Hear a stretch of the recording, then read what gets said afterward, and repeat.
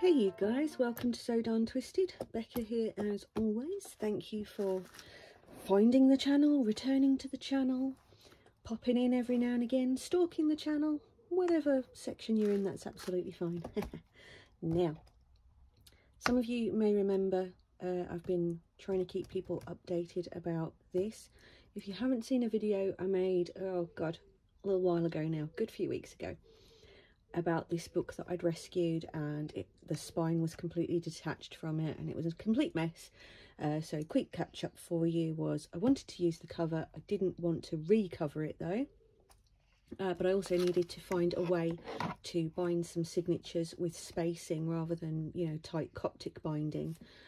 So I figured out how to make an inset recessed spine to do that with, and then tied off the covers to it using corset binding. So that was that. So this book is now ready for its final touches. It was bought by a lovely lady before I'd even done more than got the base skeleton of it put together. It spoke to her apparently in pretty much the same way it spoke to me. It was just like, this has to be done. She said, I have to have it. I was okay. So she's not really going to be using it for journaling in. She wants it more as an inspiration thing. So I haven't left a lot of journaling space in this one. But I'm not going to do a flip through of it today. But, you know, there's a lot of things in there that I hope she'll really enjoy. So the purpose of today's video is, when I first did the video showing the book before, you know, while it was in tatters, I salvaged a load of, well, basically junk. And it is a junk journal, right? So there were things like on the inside of the spine, things that were, not the spine, sorry, things that were gluing the string onto the actual signatures. It turned out was a map and stuff. And I just thought, oh, that's amazing. You know, there's this old map kind of, you know, there's all manner of things were in some of it, and I thought, you know what, I need to use some of this somehow, and I thought, what about if I make a masterboard and incorporate as much of it as I can? And so here we are. So that is part of the spine over there. So yeah, there's just all of this, you know, like I say, it's junk, it's absolute crap, but I just think it would be good if I could put some of it to use that would then go with the journal to its new home, and it will have even more of its original stuff. So fast forward a few weeks, and I say I got to almost the end of finishing this one yesterday, and I thought, okay, it's time to make my masterboard that I tend to do at the end to make things like tags and, you know, just last minute bits, using up the scraps.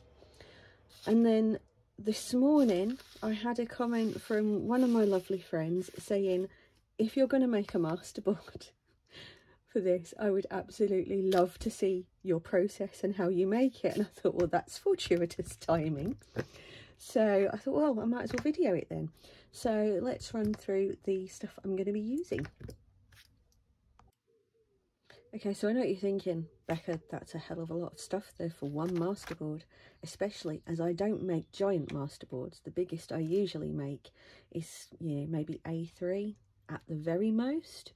So yeah, there is a lot of stuff, but hear me out. My main challenge with this journal was to use as much of the original book pages as I possibly could.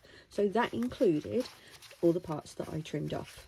Now, obviously, I'm not going to use all of them in this one book, but because this paper, it's such a lovely, robust weight to it. So all of the bits that are just plain, I can also use in other vintage journals that I make, either as things to go behind something else or to make pockets, you know, tuck spots, all that kind of stuff. So, you know, I did keep all of that, and I was making a tuck spot, and I didn't like the way it was going, so I've got that piece. This is all that I have left of the actual book, which was probably about, yeah, easily 3 times as thick as that, if not 4 times as thick. So I think I've done really well, actually, but I will be using some of it as the base for the masterboard as well. I will also be using some of the washi tape that I've used throughout the journal in a few places. The main feature ribbon that I've used in the journal, which is this one, and the other sort of additional lace that I've used within the journal as well as just like scrappy bits of fabric and the like. These are all also from the book. Oh, that doesn't belong there. So they will be getting used, and there's more of them. That's what I was looking for. So yeah, as these, you know, came from the book, I'd like to use some more of these on the masterboard as well.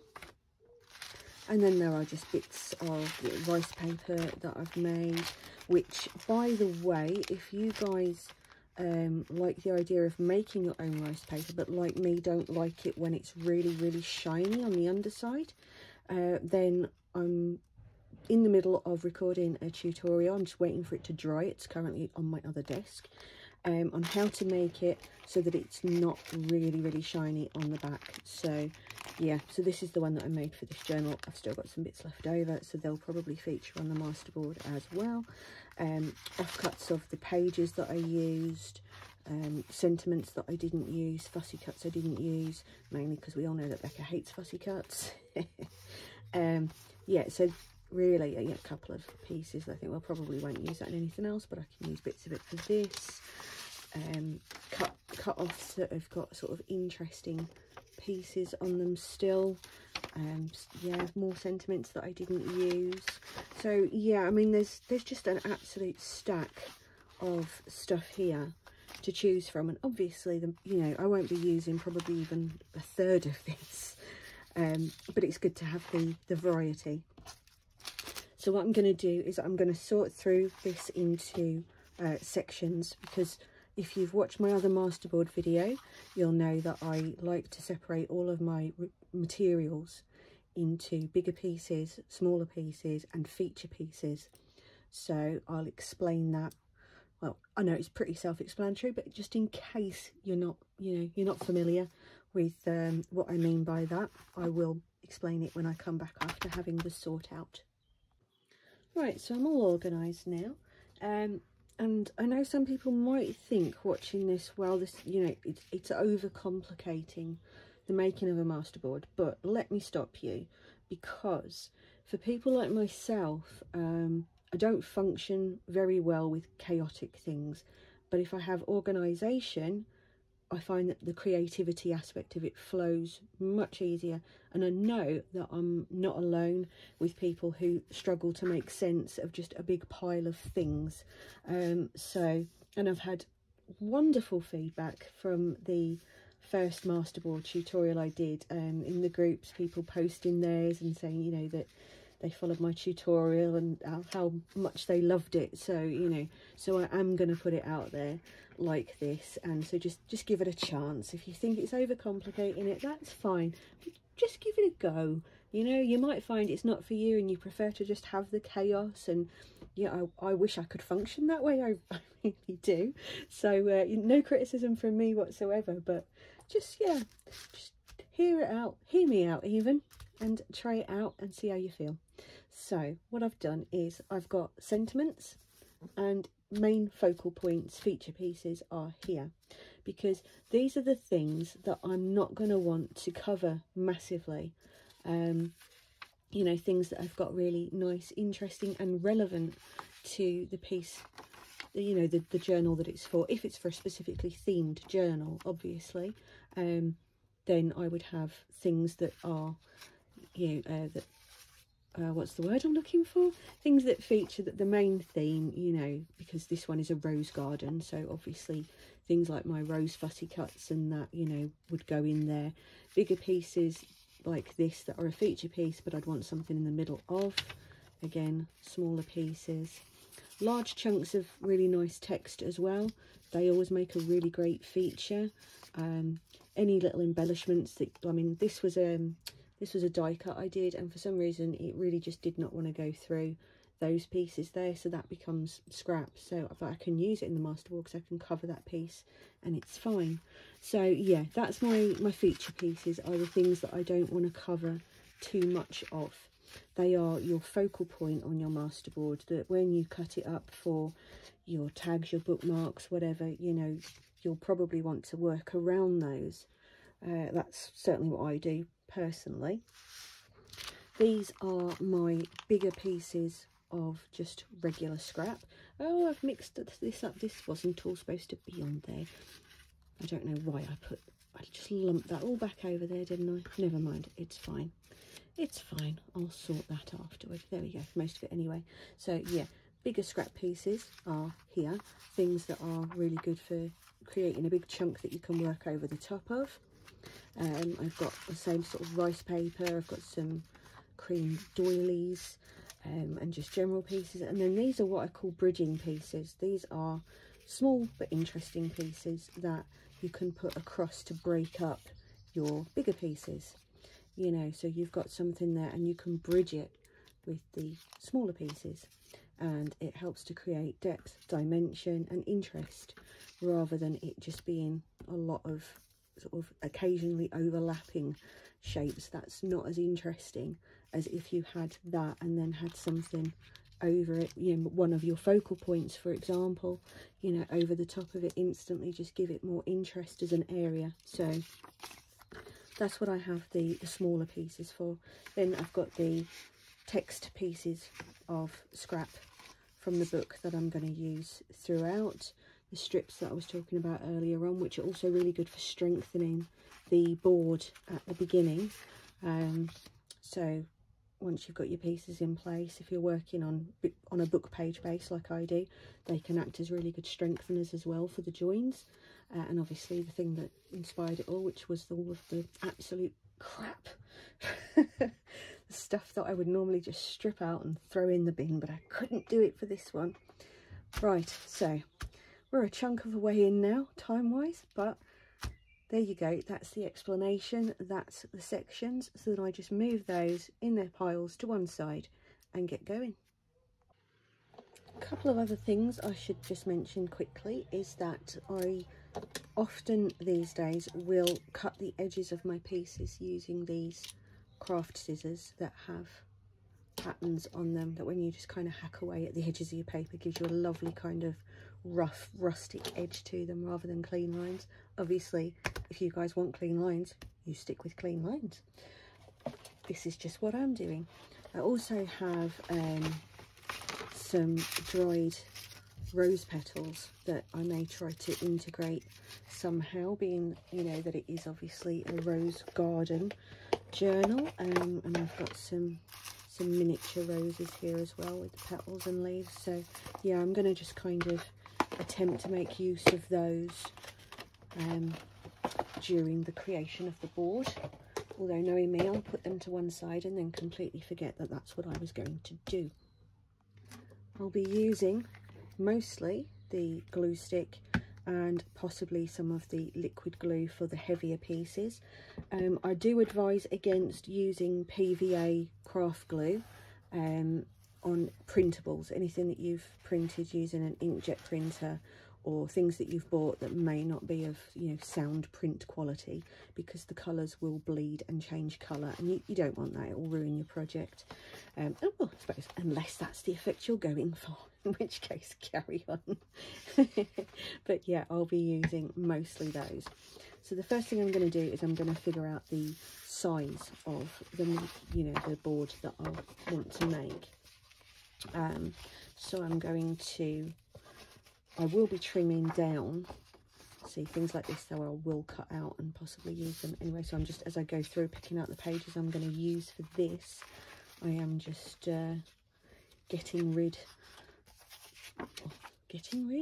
moving to one side the things that I may use as well. But things like these pages make for, you know, they're great. Put those face down, glue on top of it, and then that will be on your reverse, which looks quite, yeah, looks quite nice, I think. What else have we got here? I think I had some index pages as well, but yeah, that's a list of people's names. I'm not entirely sure. I can't remember why it had a list of people's names in it. There you go. So yeah, index pages, you can use those face down as well. and I just want some generally plain pieces as well. So yeah, things like that are going to be fine. Okay, so those I will put to one side. Actually not there though, because then that's covering up things that I'm going to want. Now all I'm going to do with this is I'm going to trim down to, you know, just out a little bit outside of there, which you can use a cutting board or you can just use your scissors. I'll just be using my scissors because it doesn't matter, you know, it doesn't have to be particularly neat and tidy. So, and you get more strips to use in your later projects. So I'm all about how much of something can I use, you know, and not about just, you know, hoarding scraps, because I think when we start out, we all are absolute scrap hoarders, because you just think, I'm sure I'm going to have a use for that, you know, I can't bear to throw that away. Don't do it. Really, don't do it. It's you will end up just absolutely overrun, more scraps than you can possibly use, you know, so there's not a lot of point in that really. You are just taking up space that could be used to store materials that you actually will find useful. So, you know, it's one of those things. Almost certainly bin the majority of small pieces. You know, there are projects that you can use to make you know, to make use of small scraps. I've done a few of them myself, but there's only so many of those things that you're going to make for each project that you do, you know, so each amount of scrap that you create. So you just bear that in mind to stop yourself, as I say, just becoming completely and totally overwhelmed with scrap.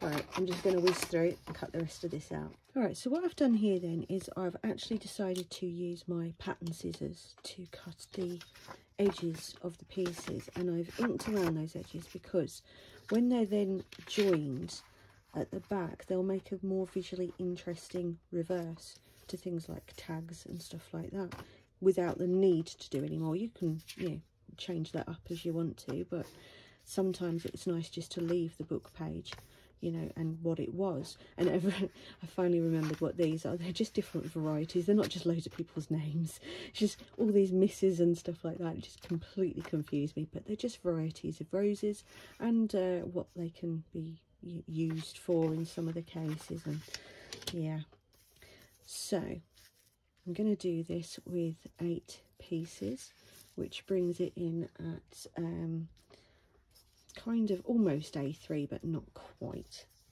So now I'm going to go ahead and glue these all together along the edges. For this, I'm more likely to use my liquid glue, which is basically, it's this glue, but that's just a bit chunky for something that I only want to be thin. It kind of pours out of that bottle really quickly, hence why I tend to dispense glue into here.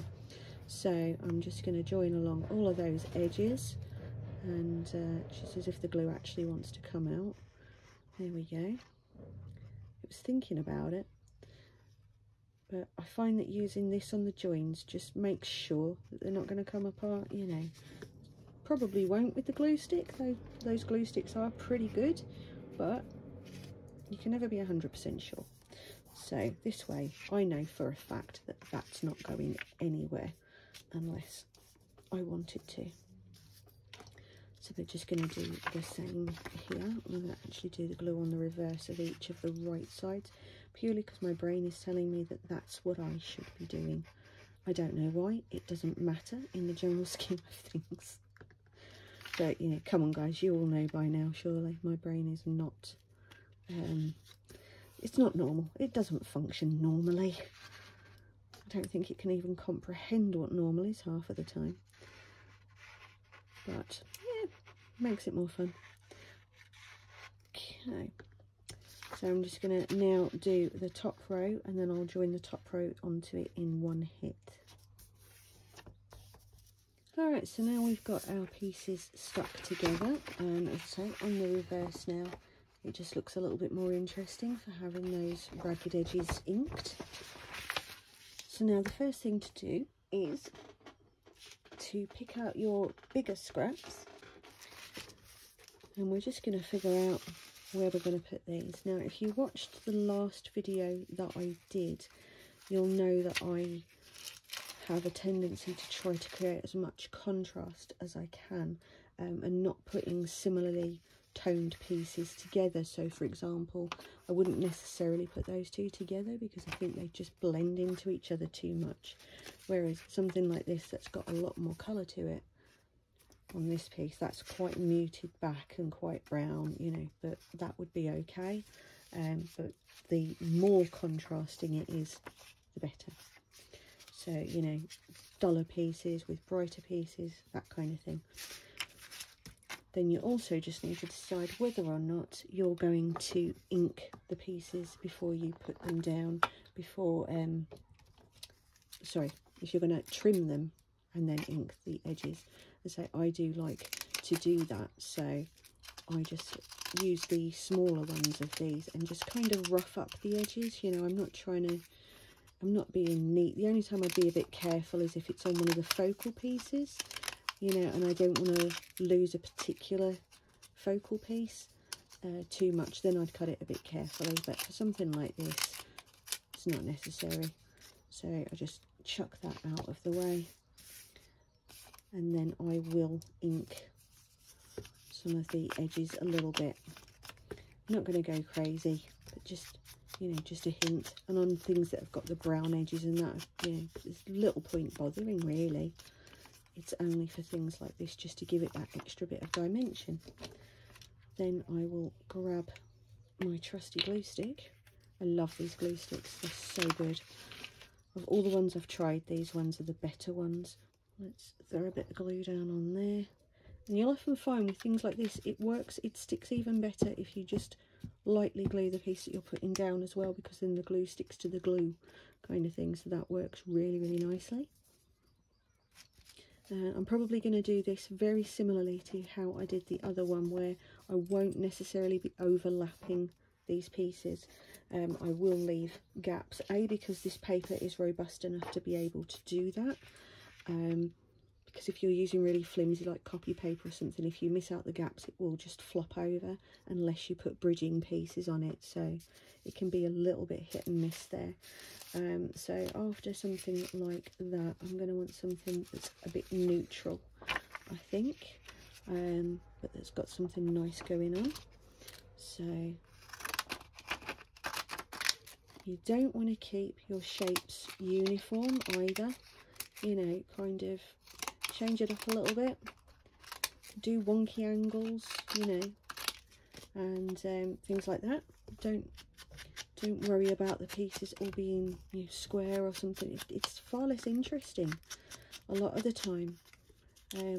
Better looking masterboards, in my opinion, obviously this is only my opinion, the more interesting boards are the ones where things are irregularly shaped.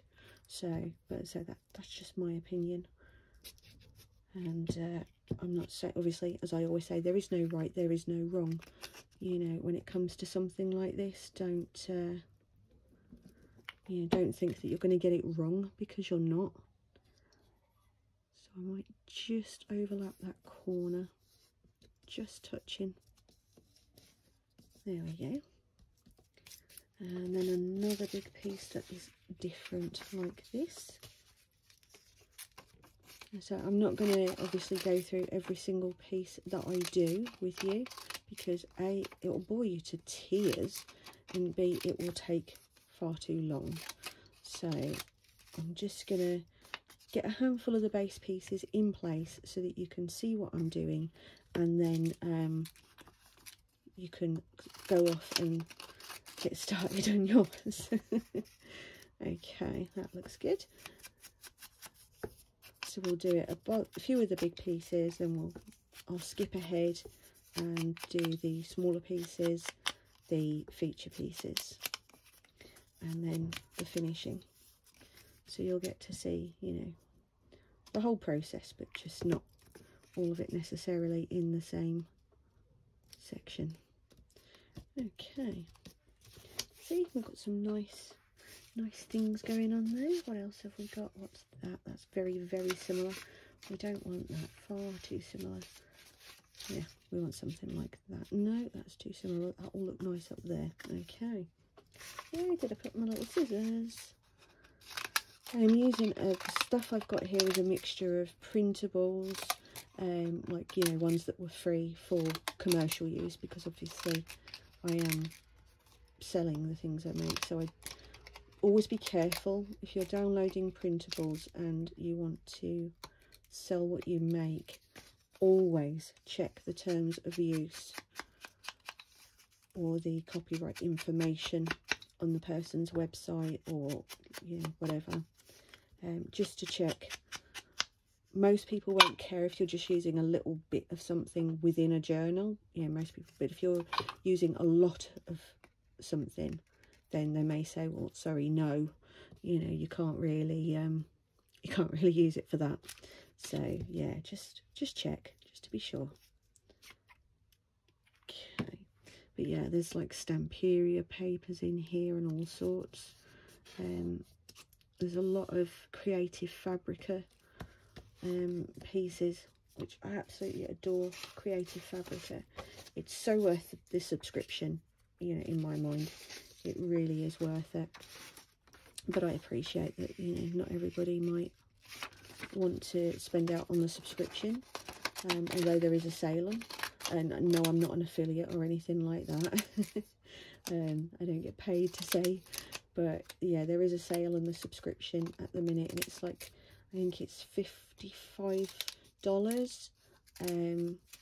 for the year, and that includes commercial use. There's a lot of print on demand stuff as well, for those of you out there who do other crafts and not just the journals. You can use some print on demand, which is always useful.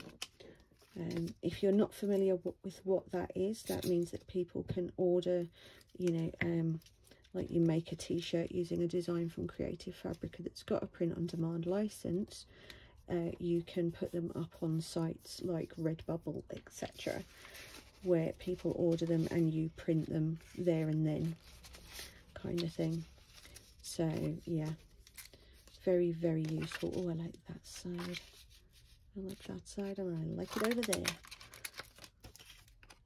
So as you can see, this is all this bit is just figuring out placement. You can use much bigger pieces as well, you know, if you wanted to get started on the base layer.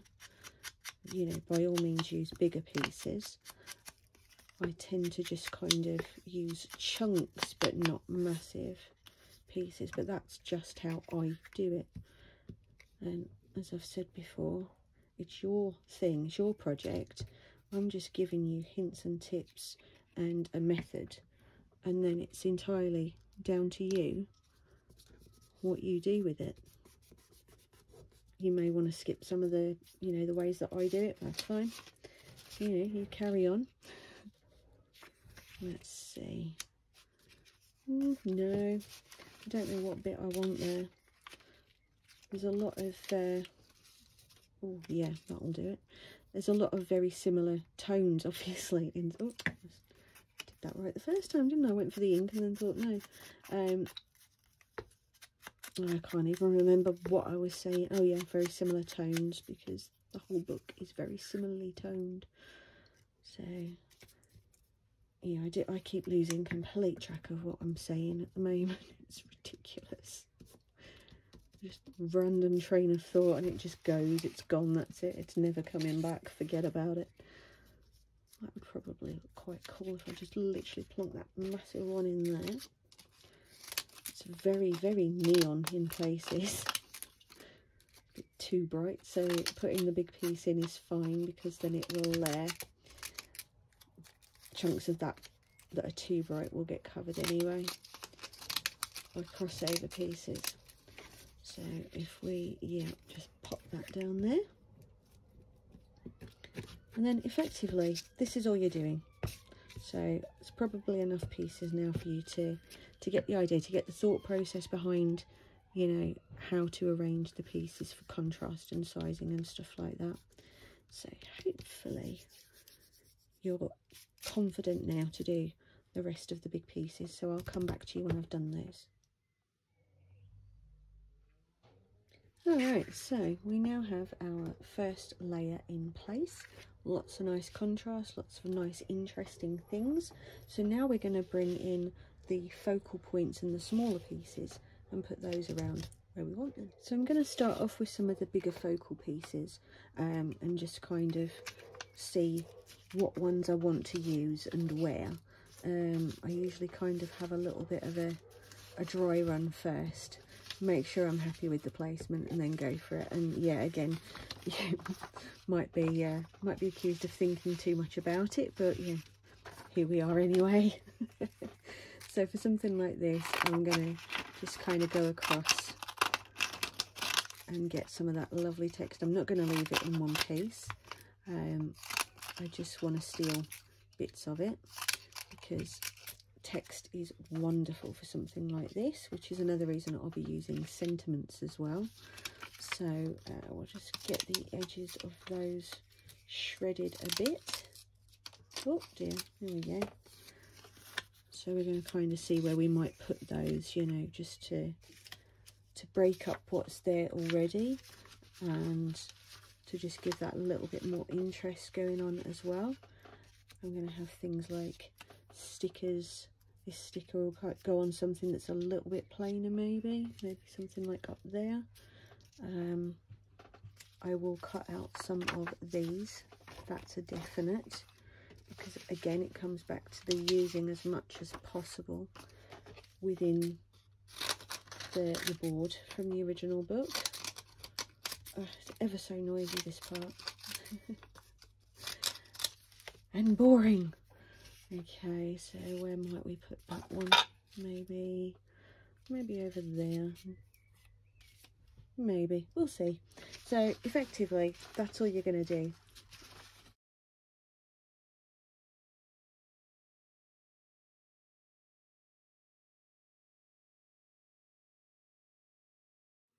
Alright, so I've done a dry lay of some of the sort of interesting pieces that I wanted to use, cut out some of those pieces from the book, and some of the fussy, like bigger fussy cuts and things like that.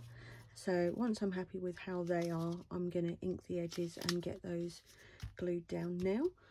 So let's get some ink and we'll pop that down. Okay, so obviously this bit is dead boring, but the reason that I've positioned things the way that I have is again to try to create contrast between different areas, you know, bridge some of the bigger gaps as well in the you know, in the base of the book pages. I like having some of them on show, but some you might want to just kind of bridge those gaps a little bit, using the focal pieces to just bring life to otherwise flatter pieces.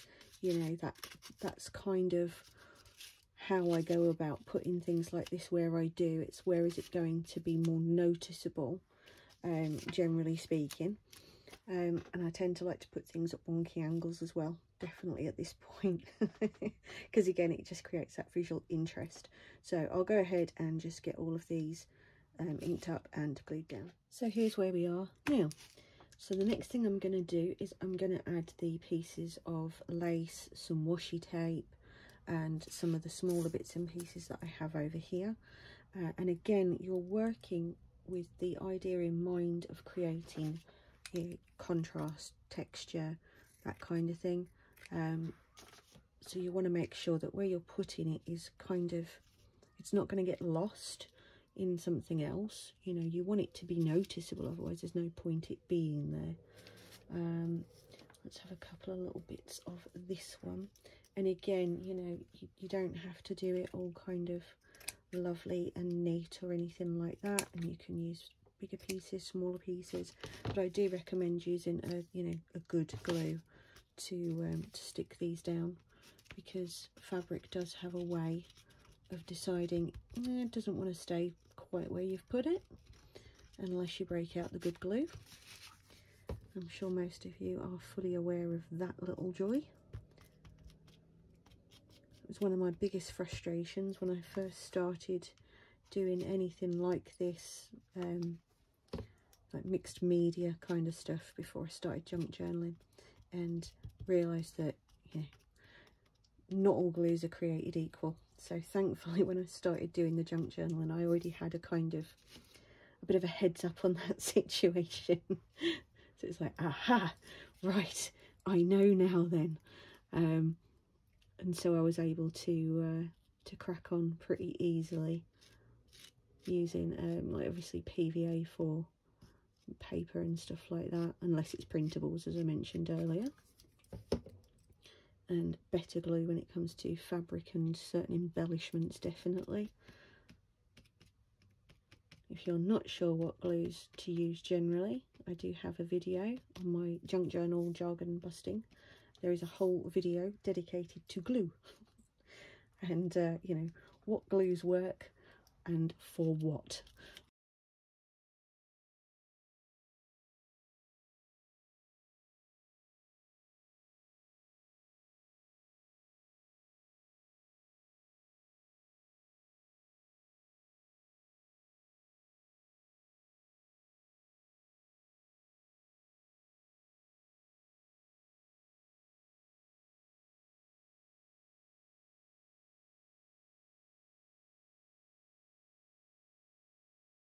If at this point you wanted to use pieces of text from the journal as well, you know, you could put text blocks on there. I might do a few of those actually, and then I'll come back to you, and I'm going to put on the final finishing pieces. So I've pulled out a few pieces that I like, and I've kind of found where I want those to go. Again, I'm using them to kind of break up other pieces, to just add interest on a darker piece with something lighter on the top of it, that kind of thing. So I'll just get those inked and glued down now.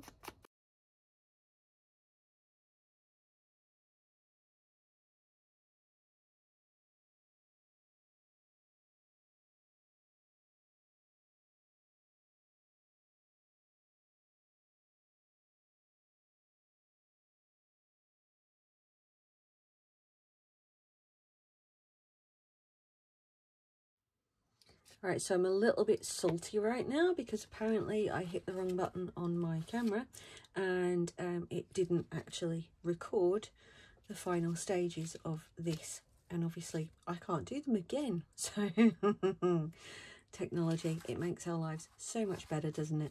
So effectively, after I'd glued on the pieces of text that I liked, the little segments of the page, I then took some of the titles as well and put those on, some sentiments just dotted around. Ordinarily I don't put sentiments on the masterboard, I wait until it's cut and then put sentiments on the remaining pieces, but I thought I don't actually mind this time if, you know, they're cut through and stuff. I'm okay with that. I also used pieces of the spine binding. I don't know if you can, if I just zoom in a little bit, but yeah, things like this are, there's some more pieces dotted around, you know. So yeah, I used as much of that as I could get away with without overpowering everything, and then I fought to use some of the binding string, some of the cotton that was used.